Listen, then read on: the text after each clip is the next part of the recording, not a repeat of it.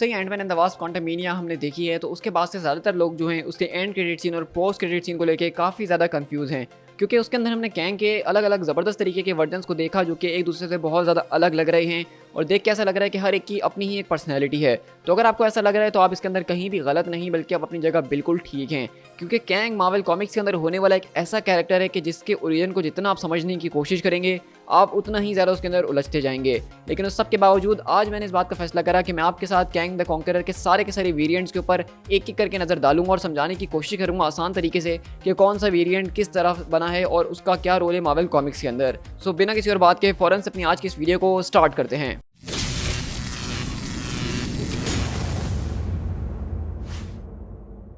अगर हमें Kang the conqueror के ऊपर बात करनी है या उसके बाकी किसी और भी वेरिएंट के ऊपर तो हमें उसके स्टार्टिंग पॉइंट से स्टार्ट करना होगा, जो कि 30th सेंचुरी के अंदर होने वाला एक आदमी जिसका नाम नथानियल रिचर्ड्स था। अब ये जो है एक आम सा इंसान था जिसके पास एक काफ़ी ज़्यादा होशियार किस्म का दिमाग था और उसके टाइमलाइन के अंदर चीज़ें बहुत ही ज़्यादा पीसफुल नज़र आती थी। कोई लड़ाई झगड़ा नहीं, कोई दंगे फसाद नहीं और सब कुछ बहुत ही ज़्यादा टेक्नोलॉजिकल एडवांस था। लेकिन कैंग जो कि बचपन से ही एवेंजर्स वगैरह की स्टोरीज पढ़ा करता था, वो सोचता था कि ये यूनिवर्स बहुत ज़्यादा बोरिंग है और इसी पूरी की पूरी बोरियत के अंदर वो अपने एक्सप्लोरेशन के अंदर निकल गया, जहाँ पे उसने कुछ और नहीं बल्कि डॉक्टर डूम की होने वाली टाइम प्लेटफॉर्म को तलाश कर लिया और उसने उसी टाइम प्लेटफॉर्म का इस्तेमाल करके एंशिएंट इजिप्ट के अंदर जाने का फैसला करा, जहाँ पे वो वहाँ का फ़ाराओ बना और वहाँ पे पूरे के पूरे एंशिएंट इजिप्ट के ऊपर रूल करने लगा अपनी एडवांस टेक्नोलॉजी के जरिए जो कि वो 30th सेंचुरी से लेकर आया था। और इस तरह हमारा नथानियल रिचर्ड जो है वो पास्ट में जाके बन गया रामाटर्ड और ये इसका वो दूसरा वेरिएंट है जो कि बहुत ही ज़्यादा फेमस है कॉमिक्स में। और कॉमिक्स में सबसे पहले कैंग द कॉन्करर नहीं बल्कि रामाटर्ड को इंट्रोड्यूस करवाया गया था, जो कि फैंटास्टिक फोर की कॉमिक बुक सीरीज़ के अंदर था। और ये कहानी चलती इस तरीके से कि फैंटास्टिक फोर एक दिन जो है वो अपनी हिस्ट्री को दोहरा रहे होते हैं और जानने की चीज़ें कोशिश कर रहे होते हैं, तो तब वो देखते हैं कि उनकी हिस्ट्री के अंदर उनको रामाटर्ड करके एक फ़ैरो नज़र आता है। लेकिन जब मिस्टर फैंटास्टिक अपना दिमाग चलाते हैं तो उनको समझ में आता है कि इस तरह का कोई फ़ैरो कभी हुआ ही नहीं करता था एंशिएंट इजिप्ट के अंदर। तो वो लोग टाइम ट्रैवल करके वापसी उसी टाइम के अंदर जाते हैं जहाँ पे रामाटर्ड मौजूद था और वो ये बात पता चल जाती है कि ये बेसिकली इस टाइमलाइन से नहीं बल्कि किसी और टाइमलाइन से आके यहाँ पे रूल करने की कोशिश कर रहा है। इन दी एंड वो वहाँ से रामाटर्ड को हराते हैं और वो अपने अपने रास्ते चले जाते हैं। लेकिन इसी तरह जब रामाटर्ड यहाँ से फैंटास्टिक फोर से हारता है तो वो सीधा अपनी दोबारा से टाइमलाइन के अंदर वापसी रिटर्न करने के लिए जाता है। लेकिन इस बार जब वो जाता है तो उसकी टाइम डिस्प्लेसमेंट के अंदर कुछ मसाइल और कुछ मुश्किलें आ जाती हैं, जिसके बाद वो 20th सेंचुरी के अंदर यानी हमारे प्रेजेंट जो मार्वल की टाइमलाइन है उसके अंदर आगे गिरता है और वहाँ पे वो किसी और से नहीं बल्कि डॉक्टर डूम से मिलता है। और डॉक्टर डूम से मिलने के बाद और जैसा कि आप जानते हैं कि उसको जो सबसे पहली बार टाइम ट्रैवल किया था उसने डॉक्टर डूम की टाइम प्लेटफॉर्म से ही किया था। तो एक तरह से देखा जाए तो नथानियल रिचर्ड्स यानी कैंग द कॉन्करर की सारी हिस्ट्री डूम से बहुत ज़्यादा जुड़ी हुई है और कॉमिक्स में ऐसा कई बार माना भी गया है और इसके बाद डिबेट भी की जाती है फैंस के बीच में कि नथानियल रिचर्ड जो है यानी कि कैंग द कॉन्करर वो खुद जो है डॉक्टर डूम का डिसेंडेंट है या फिर रीड रिचर्ड जो कि मिस्टर फैंटास्टिक उनका डिसेंडेंट हो सकता है, क्योंकि रीड रिचर्ड्स का भी असली नाम क्योंकि रीड का भी पूरा नाम रीड रिचर्ड्स है और नथानियल का भी पूरा नाम नथानियल रिचर्ड्स है। इसी के अलावा ये डिबेट कॉमिक्स में चलती रहती है और मार्वल इसका कभी जवाब नहीं देता। खैर moving back to the our story, हम देखते हैं कि किस तरीके से जो हमारा नथानियल था वो यहाँ पे जब 20th सेंचुरी के डूम से मिलता है तो वो उसके आर्मर उसकी टेक्नोलॉजी से काफ़ी ज़्यादा जो इंस्पायर होता है और वो वहाँ पे अपना वैसा ही एक तरह का आर्मर बनाने की कोशिश करता है और वो अपना एक नया नाम अपना एक नया रूप बनाता है जिसको उसने नाम दिया था द स्कारलेट सेंचुरियन। और ये वही पॉसिबल वेरिएंट हो सकता है जो कि हमने एंड क्रेडिट सीन के अंदर भी देखा था Ant Man and the Wasp Quantumania के, जो कि तीसरी पर्सनैलिटी जो कि लोगों को समझ में नहीं आ रही थी। तो इसके पास भी कोई खास पावर्स नहीं बल्कि इसके आर्मर के अंदर सारी ताकतें होती है, पावर्स होती हैं और ये 20th सेंचुरी के अंदर एवेंजर्स से मुकाबला करता है, जहाँ पे एवेंजर्स से कुत्ते की तरह पिटने के बाद ये वापसी फैसला करता है कि ये अपनी 30th सेंचुरी के अंदर लौट जाएगा। लेकिन इस बार जब वो टाइम ट्रैवल करके वापसी अपनी 30th सेंचुरी के अंदर लौट रहा होता है तो उस टाइम पे उसकी दोबारा से मशीन के अंदर कुछ ना कुछ गड़बड़ी होती है। मतलब मशीन है या टीन का डब्बा ये समझना थोड़ा मुश्किल है, लेकिन खैर इस बार वो 30th सेंचुरी में लैंड होने की जगह 31st सेंचुरी के अंदर लैंड हो जाता है, जहाँ वो देखता है कि इन 100 सालों के अंदर अर्थ जो है वो बिल्कुल बदल चुकी है। जहाँ पे वो एक पीसफुल अर्थ को छोड़ के गया तब यहाँ पे बहुत ही ज़्यादा प्रिमिटिव टाइप के लोग आ गए हैं, एक दूसरे से लोग जंग के ऊपर लगे पड़े हैं और उनके पास इतनी एडवांस टेक्नोलॉजी है लेकिन उसका इस्तेमाल करना उनको बिल्कुल भी नहीं आता। तो तब जाके यहाँ पे नथानियल इस बात का फैसला करता है कि वो अपने दिमाग, अपनी टेक्नोलॉजी, अपने टाइम ट्रैवल टेक्निक्स का इस्तेमाल करेगा और इस पूरी की पूरी जगह को कॉन्क्योर करेगा और इस तरह वो 31st सेंचुरी के अंदर पीस लेकर आता है, सारी की सारी चीज़ों के ऊपर राज करना शुरू करता है और इस तरह से जन्म होता है हमारे पास कैंग द कॉन्करर का। और इस तरह हम जानते हैं कि कैंग द कॉन्करर का जो कॉन्करर वाला वेरिएंट है वो सबसे ज़्यादा हमें कॉमिक्स में दिखने वाला, जिसके ऊपर सबसे ज़्यादा बात की जाती है, क्योंकि लिटरली ये पूरी की पूरी यूनिवर्स को बचा चुका है, सब कुछ कॉन्क्योर कर चुका है। इसके पास टाइम को कंट्रोल करने की एबिलिटीज़ बहुत ज़्यादा अच्छे तरीके से आ चुकी थी। इसने अपने आर्मर को, अपनी टेक्नोलॉजी को, सब कुछ बहुत ही एक पीक पे अपग्रेड कर लिया था और इसीलिए बार बार हम कैंग द कॉन्करर वाले रूप को ही कॉमिक्स में ज़्यादातर देखते हैं। लेकिन अगर हम यहाँ पे बात करें अपने एंड क्रेडिट सीन की, जिसके अंदर हमने विक्टर टाइमली को देखा, तो आप पूछेंगे कि भाई अब ये कौन सी बला आ गई है। तो विक्टर टाइमली आप समझ सकते हैं कि जिस तरह हमने गैंग को अलग अलग टाइम के अंदर ट्रैवल करते हुए देखा, तो इसी तरह वो एक बार जो है, इसका सही हम टाइम पीरियड नहीं बता सकता हूँ मैं आपको कि वो गैंग के बनने से पहले विक्टर टाइमली बना था या स्कारलेट सेंचुरियन बनने से पहले विक्टर टाइमली बना था, क्योंकि टाइम ट्रैवल के अंदर टाइम को ट्रैक करना ही सबसे ज़्यादा मुश्किल होता है। तो हम ऐसा अज्यूम कर सकते हैं कि कैंग द कॉन्करर बनने से पहले और स्कारलेट सेंचुरियन बनने के बाद वो बीच में एक बार और टाइम ट्रैवल करके जो है 19th सेंचुरी के अंदर आया था, यानी कि 1900s के अंदर, जहाँ पे बिल्कुल अर्थ जो है टेक्नोलॉजी की तरफ नहीं गई थी, और वहाँ पे उसने अपना एक नया रूप, अपनी नई पर्सनैलिटी विक्टर टाइमली बनाई थी, जो कि वहाँ पे रहने वाला एक बहुत ज़्यादा इंटेलिजेंट तरह का साइंटिस्ट था, एक इंडस्ट्रियलिस्ट था, जिसने पूरी की पूरी जगह के ऊपर इंडस्ट्री लगाई, और वो एक छोटी सी सिटी विस्कॉन्सिन नाम की सिटी के अंदर आके रुका था, जहाँ का वो मेयर भी बन गया था। और क्योंकि वो सिटी बहुत ज़्यादा पुरानी, छोटी सी और बैकवर्ड टाइप की थी, तो वहाँ पे जब उसने सारी की सारी इंडस्ट्रीज़ बनाई, बिजनेस लेकर आया, तो सारी की सारी दुनिया की अट्रैक्शन वो बन चुका था।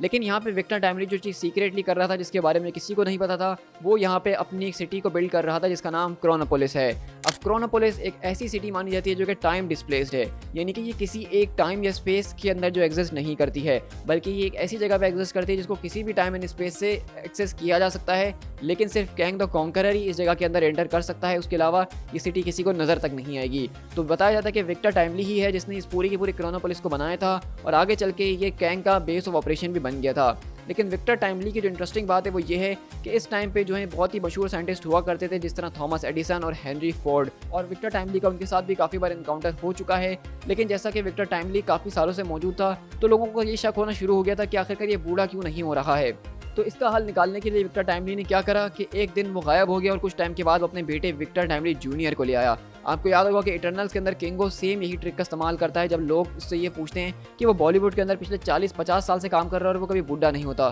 तो उसकी एक्सप्लेनेशन उसने ऐसी दी थी कि वो जो पहले काम करते थे उसके दादा थे, उसके परदादा थे, अब उसका बेटा है, अब उसके फादर हैं। तो इस तरह एक पूरी जनरेशन चलते वाली जिन सबकी शक्लें एक जैसी हैं। तो इसी तरह विक्टर टाइमली भी अपने विक्टर टाइमली जूनियर को यहाँ पे लेकर आता है, और यहाँ पे उसकी मीटिंग होती है डॉक्टर टिम हॉटन से। अब doctor Tim Hutton Marvel Comics के अंदर एक बहुत ही अंडररेटेड कैरेक्टर है, जिसके बारे में कोई नहीं जानता। डॉक्टर टिम हॉटन वो हैं जिन्होंने मार्वल के सबसे पहले सुपर हीरो को क्रिएट किया था मार्वल कॉमिक्स के अंदर, जो कि ह्यूमन टॉर्च था। अब ये वो ह्यूमन टॉर्च नहीं जो कि मैं फैंटास्टिक फोर के अंदर नजर आता है, बल्कि ये एक तरह का एंड्रॉइड था जो कि अपनी बॉडी को हीट अप करके ज़बरदस्त तरीके से अपनी आग निकाल सकता था, और इसी के बेसिस पे बाद में जाके मार्वल ने फैंटास्टिक फोर वाले ह्यूमन टॉर्च को उसकी पावर्स दी थी। तो टिम हॉटन इस पूरे के पूरे एक्सपेरिमेंट को बनाते हैं। मार्वल कॉमिक्स के अंदर सबसे पहला दिखने वाला हीरो यही है जो कि मार्वल ने पब्लिश किया था, और बताया जाता है कि विक्टर टाइमली जूनियर जो था वही टिम हॉटन के साथ आइडियाज़ वगैरह को शेयर करता था, और वही बेसिस बनाते हैं सारे के सारे आइडियाज़ इस ह्यूमन टॉर्च की। यानी कि मार्वल का जो सबसे पहले सुपर हीरो जिसको हमने देखा है अपनी पब्लिकेशन के अंदर, उसके पीछे भी कैंग द कॉन्करर का ही हाथ है।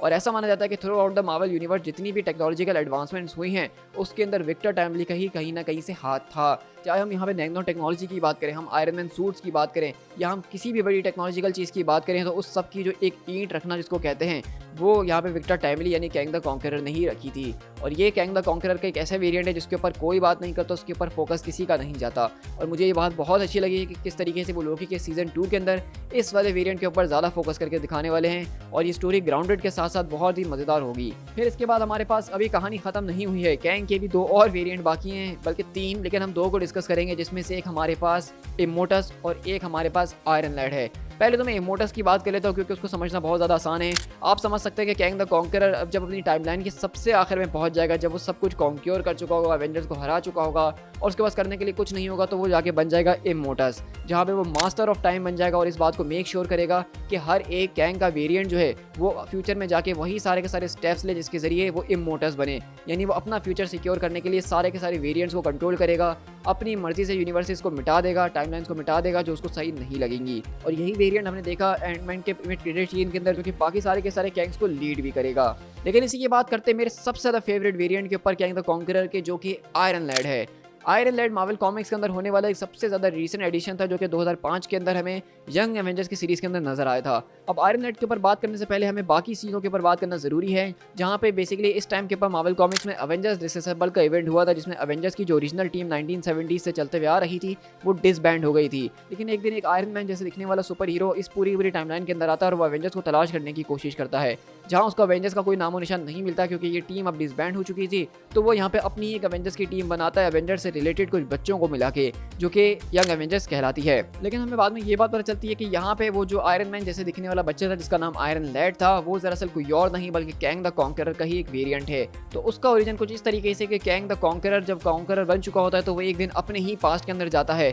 जब वो अपने बचपन के अंदर मौजूद होता है तो उसके स्कूल में एक हादसा हुआ था जहाँ पे कुछ बच्चों ने उसको बुली करते हुए उसके गले को चीर दिया था। लेकिन क्योंकि वो 30th सेंचुरी के अंदर मौजूद था तो इसका इलाज अच्छे तरीके से हो गया था। लेकिन उसके बावजूद उसने तकरीबन 3 से 6 महीने जो अपने बेड के ऊपर गुजारे थे। तो कैंग द कॉन्करर अपने ही पास सेल्फ के पास जाता है और उसको ये बात वॉर्न करता है कि तुम्हारे साथ भी कुछ इस तरीके से होने वाला है और मैं नहीं चाहता कि तुम भी उस तकलीफ से गुजरो जिससे मैं गुजरा हूँ। और वो बता रहा है कि किस तरीके से मैं तुम्हारे ही फ्यूचर से आया हूँ और तुम आगे चल के कैंग द कॉन्करर बनोगे। लेकिन नैथानियल रिचर्ड जो कि इस वक्त बच्चा था, उसके दिमाग में एवेंजर्स एक हीरोज थे। और जब उसको ये बात पता चलती है कि उसके ही फ्यूचर सेल्फ यानी कैंग ने जो है एवेंजर्स को मारने का सोचा हुआ है, वो यूनिवर्स के ऊपर कब्जा करेगा, तो इस बात का फैसला करता है कि चाहे कुछ भी हो जाए वो कभी कैंग द कॉन्करर नहीं बनेगा। और इसीलिए वो वहाँ पे कैंग द कॉन्करर के आर्मर को चुराता है, उसके हेलमेट को चुराता है और उसी की टेक्नोलॉजी को इस्तेमाल करता हुआ वापसी इस पूरी की पूरी 21st सेंचुरी के अंदर पहुंचता है एवेंजर डिसअसेंबल वाले इवेंट के अंदर। और इसी तरह वो यहाँ पे कैंग द कॉन्करर से भागने की कोशिश कर रहा होता है और इसीलिए उसने ये यंग एवेंजर्स की टीम को बनाया था ताकि कैंग से मुकाबला किया जा सके। और उस तरह हम देखते हैं कि कैंग यहाँ पे बेसिकली आयरन लैड को पकड़ने के लिए वापसी आता है, जहाँ पे एक बहुत ही लंबी चौड़ी सी भगदड़ होती है,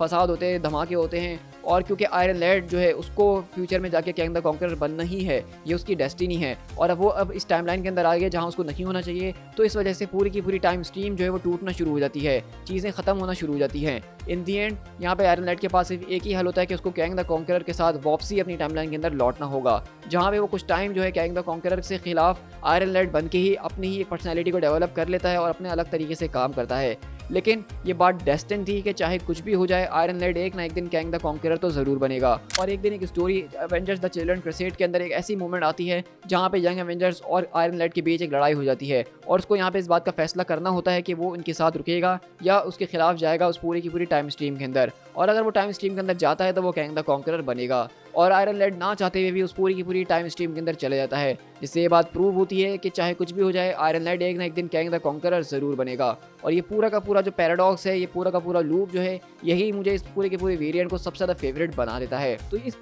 पॉइंट पर आके तकरीबन वीडियो हमारी 10 से 15 मिनट की निकल चुकी है और आपको अब समझ में आ ही गया होगा कि कैंग द कॉन्करर एक बहुत ही ज़्यादा कॉम्प्लेक्स और इंटरेस्टिंग कैरेक्टर है, जिसकी अगर मैं बात करूँ तो मैंने अभी सिर्फ उसके सरफेस को ही छुआ है, उसके सिर्फ वेरिएंट्स के छोटे छोटे ओरिजिन को आपके साथ शॉर्ट करके बताया है। अगर मैं आपके साथ उसको डिटेल में डिस्कस करने बैठ जाऊँ और कैंग द कॉन्करर के कांड को गिनवाना शुरू करूँ तो ये वीडियो न जाने 30 से 40 मिनट की बन सकती है। तो आई एम श्योर कि आपको इस वीडियो के जरिए एक बेसिक आइडिया ज़रूर मिल होगा कैंग द कॉन्करर कौन है, इमोर्टस कौन है, रामाटट कौन है, आयरन लैड कौन है, विक्टर टाइमली कौन है और स्कारलेट सेंचुरियन कौन है और वो किस किस तरीके से कैसे कैसे सारी के सारी चीज़ों के अंदर डेवलप होता रहा। तो कैंग द कॉन्करर एक भंडार है नॉलेज का, जिसको जितना छानने की कोशिश करोगे उतना ही उलझते जाओगे। तो आपके लिए यही अच्छा है कि इसकी सिर्फ बेसिक नॉलेज को अपने दिमाग में रखिए ताकि आप मूवी और आगे आने वाली सीरीज़ को समझ सकें। अगर आप इसकी डीप में जाएंगे तो आप बहुत ही ज़्यादा कंफ्यूज हो जाएंगे और आप मेरी तरह रात में बस कैंग द कॉन्करर की सपने देख रहे होंगे। So guys with that being said I hope कि आपको ये वीडियो काफ़ी ज़्यादा पसंद आई होगी और अगर आप चाहते हैं कि हम इसी तरह कैंग द कॉन्करर के किसी एक वेरिएंट के ऊपर डिटेल में बात करूँ, मतलब आपके अंदर अभी भी वो कीड़ा काट रहा है, तो कमेंट डाउन करके जरूर बताना, हम कुछ ना कुछ उसके ऊपर कर ही लेंगे। साथ साथ अगर इस तरह की ऑसम वीडियोस मेरे चैनल पर एंजॉय करना चाहते हो तो मेरे दोनों चैनल स्पीड टाइगर जहां पे मैं कॉमिक्स को अपलोड करता हूं और स्पीड टाइगर एक्सप्लेन्ड जहां पे मैं मूवीज और टीवी सीरीज से हवाले से बात करता हूं, दोनों को सब्सक्राइब करना, दोनों के ऊपर ज़बरदस्त तरीके से माल आ रहा होता है। साथ साथ मुझे फेसबुक, इंस्टाग्राम और ट्विटर पर फॉलो कर लेना जहाँ पे मैं इसी तरह की न्यूज़ एंड अपडेट्स आप लोगों के साथ शेयर कर ही रहता हूँ। So guys this is Speed Tiger, मिलते हैं अपनी किसी और वीडियो के साथ। Till then thank you so much.